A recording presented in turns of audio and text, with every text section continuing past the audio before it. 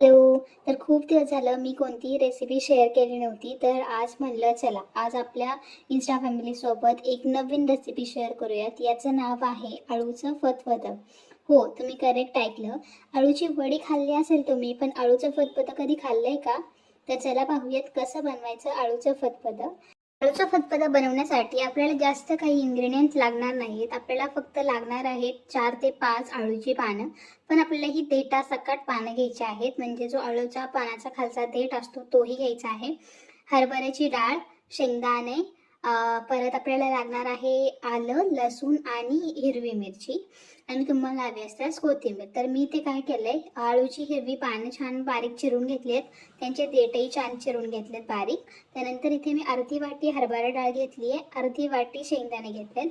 हे सगळे जिन्नस आपल्याला स्वच्छ धुवून घ्यायचे आहेत आणि हे सगळे जिन्नस स्वच्छ धुवून झाले की आपल्याला कढईमध्ये हे शिजवायला ठेवायचे. तर मी पहिल्यांदा काय केलं, आळूची पानं आणि त्याचे देठ खाली टाकले आणि त्यानंतर त्याच्यावरती शेंगदाणे आणि आपली जी हरभऱ्याची डाळ होती ती टाकून छान उकडायला ठेवून दिलं. ते झालं की साईडला मी तयारी करायला घेतली आपल्या वाटणाची. तर वाटणासाठी आपल्याला लागणार आहे 2-3 आल्याचे काप, 5 ते 6 लसणाच्या पाकळ्या आणि आपल्याला लागणार आहे चवीनुसार मिरची. तर तिखट हवं असल्यास जास्त मिरच्या घ्यायच्यात. मी इथे 5-6 हिरव्या मिरच्या घेतलेल्या आहेत. हे छान असं आपल्याला बारीक याची पेस्ट बनवून घ्यायची आहे. तर मी मिक्सरच्या सहाय्याने याची पेस्ट बनवून घेतली होती. छान बारीक फाईन पेस्ट झाली आहे. आणि आपल्याला अजून एक इन्ग्रेडियंट लागणार आहे, लसणाचे छोटे छोटे काप. तर लसणाचे छोटे छोटे काप आपल्याला लागणार आहे ते फोडणीसाठी. तर आपलं छान अशी भाजी शिजलेली आहे. तर आता आपण यामध्ये टाकलेलं आहे अर्धी वाटी बेसन पीठ.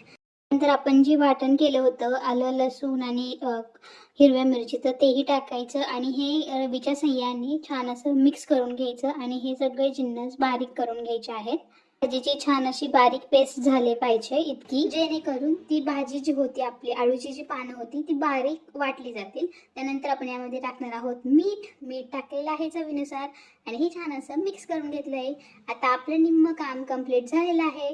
आता मी कढईमध्ये जिरी मोहरी टाकली, छान तडतडून दिली. त्यानंतर जे आपण लसणाचे काप केले होते ते टाकले.